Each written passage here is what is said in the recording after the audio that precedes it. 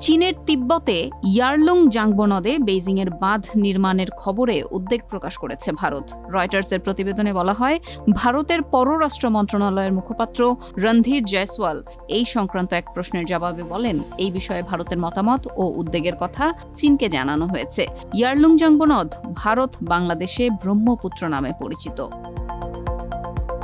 রণধীর জয়সওয়াল বলেন, অভিন্ন নদীর ক্ষেত্রে ভাটির দেশেরও কিছু অধিকার আছে। রাজনৈতিক ও বিশেষজ্ঞ পর্যায়ে সেই অধিকারের কথা বারবার জানানো হয়েছে। সেই অধিকার ও স্বার্থের বিষয়ে ভারতের পর্যবেক্ষণ জারি আছে। সরকার সেই মতো প্রয়োজনীয় পদক্ষেপও গ্রহণ করবে। প্রস্তাবিত বাঁধ নিশ্চিতভাবেই দুই ভাটির দেশ ভারত ও বাংলাদেশের নদী প্রবাহে প্রভাব ফেলবে বলে মনে করছেন বিশ্লেষকরা। দুই দেশই এই বিষয়ে চিন্তিত। এই বাঁধ নির্মাণে চীনের খরচ হবে আনুমানিক $13,700 কোটি। দেশটির থ্রি গর্জেস বাঁধের চেয়েও বড় প্রস্তাবিত এই বাঁধ। এটি নির্মিত হলে তা হবে পৃথিবীর বৃহত্তম বাঁধ। চীনা কর্মকর্তাদের বরাতে রয়টার্সের প্রতিবেদনে বলা হয়, তিব্বতে জলবিদ্যুৎ প্রকল্পগুলো পরিবেশ বা নিম্নধারার পানি সরবরাহের ওপর বড় প্রভাব ফেলবে না। ভারত ও বাংলাদেশ তা সত্ত্বেও বাঁধ নিয়ে উদ্বেগ প্রকাশ করেছে।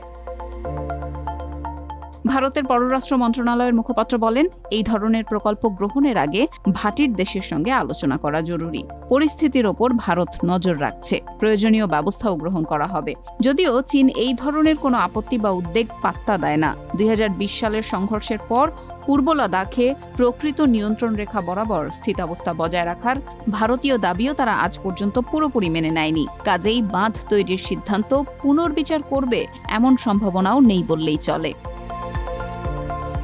ব্রহ্মপুত্রে জলবিদ্যুৎ প্রকল্প বা এই ধরনের বড় বাঁধ নির্মাণের বিষয়টি অনেকদিন ধরেই আলোচনায় আছে। গণমাধ্যমে এই নিয়ে অনেক প্রতিবেদনও প্রকাশিত হয়েছে। কিন্তু এর মোকাবেলায় দুই ভাটির দেশ ভারত ও বাংলাদেশের যৌথ প্রচেষ্টার কোনো ইঙ্গিত অতীতে ছিল না, এখনও নেই। বাঁধ নির্মাণ ছাড়াও লাদাখের কিছু এলাকা নিয়ে হোটন প্রদেশে চীন দুটি নতুন প্রশাসনিক অঞ্চল বা কাউন্টি গড়ে তুলেছে। সম্প্রতি সেই ঘোষণাও দিয়েছে তারা। ওই সিদ্ধান্তেরও প্রতিবাদ জানিয়েছে ভারত।